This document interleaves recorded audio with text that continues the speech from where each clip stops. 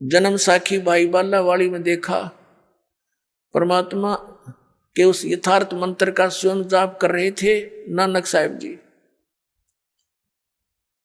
और जब उनकी देखा देखी उनके शिष्य मर्दाना ने भी वो जाप शुरू किया तो उसको ऐसा झटका दिया कि वो मर गया होता, डूब गया होता समुद्र में। एक बस ऐसी घबरा गया मर्दाना। तब उसको कहा कि तू नकल ना कर, मेरी करनी ना देख, मैं जो बोलता हूं गुरु की आज्ञा का पालन कर। तो वो दृढ़ भगत थे, किसी विशेष समाज सिख समाज को सतनाम नहीं बताया उन्होंने। समाज अपने स्थान पर, भगवान अपने स्थान पर है। तो वो भगवान के बच्चे थे, वो दृढ़ व्यक्ति थे, दृढ़ भगत थे, श्रेष्ठ आत्माएं थी। उनका उद्देश्य ये नहीं था कि भी मैं इसके ना बताने से कोई हानि समाज को होगी, नहीं, वो तो जैसी थी उसी चल ही रही थी। अब उससे घनी हानि हो जाती चाहे वो डिक्लेयर कर जाते। आज ये सारे नकली पंथ, ये सतलोक की महिमा गाने वाले काल के द्वारा चलाए गए सारे नकली पंथ अब गुरु ग्रंथ साहब से पढ़कर यही नाम देते रहते। ऐसा झटका दे दिया कि डर गए सारे, पूरा सिख समाज के खबरदार देश नाम का जाप किया। मर्दाना ने किया था, मर गया होता, और गुरु जी का आदेश है, उसकी आज्ञा की अवहेलना हो जाएगी। ऐसा भय पैदा कर गए। क्या वो हमारे हितैषी नहीं थे? वो परम हितैषी थे। वो जानी जान थे कि आग लग जाएगी, जाइए मंत्र दे दिया तो नाश हो जाएगा बात का। तो ऐसे उन दृढ़ भक्तों को परमात्मा आकर मिलते हैं। तो ये तीसरी स्थिति थी उनकी। अब उनको हिदायत दे दी थी कि समय आने पर इसको फिर देंगे अपने बच्चों को। अब जैसे कोई भी हिंदू धर्म में देख लो, सिख धर्म में देखो, विशेषकर इन दोनों धर्मों में दास देख रहा है। बाकी मुसलमान धर्म से और ईसाई धर्म के क्या क्रिया है इतना विशेष दास परिचित नहीं है। इतना अवश्य है कि वो मुसलमान धर्म के लोग भी बलि चढ़ाते हैं, कुछ हिंदू समाज के भी चढ़ाते हैं। ये गलतियां हैं दोनों की। लेकिन यहाँ दास देख रहा है कि यहाँ विशेष धर्म की व्यवस्था है।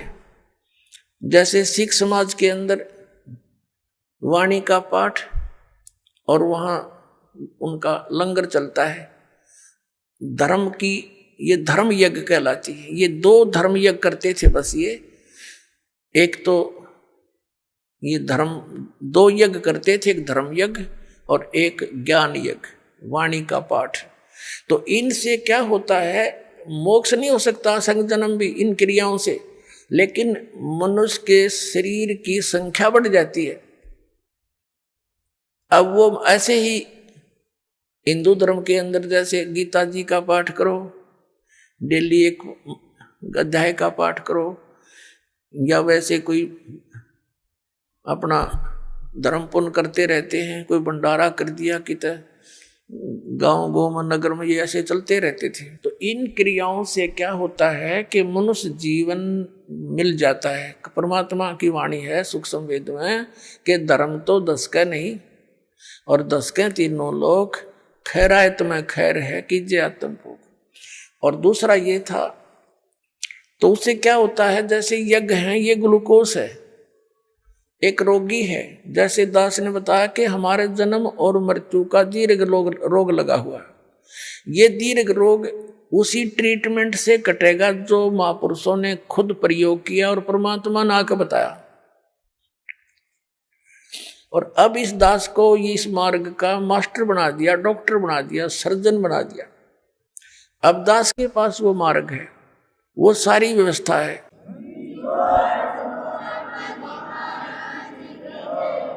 और उन महापुरुषों ने क्या किया कि इस पूरे मानव समाज का ग्लूकोस लगा दिया। ग्लूकोस जो होता है ये रोग नहीं नाश करता, ये शरीर को नष्ट होने से बचाता है, पानी की अक्षति पूर्ति करता है।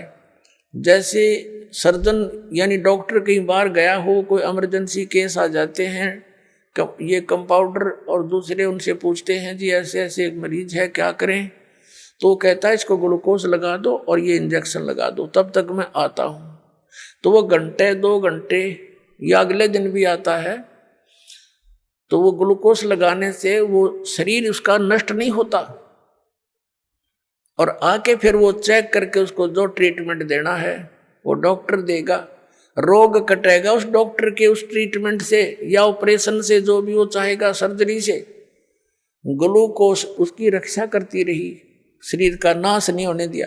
तो इस मानव समाज को वो महापुरुष ग्लूकोज लगा के इन यज्ञों का ओनली बस ये ट्रीटमेंट नहीं दिया उस समय, क्योंकि कुछ ऐसी स्थिति थी।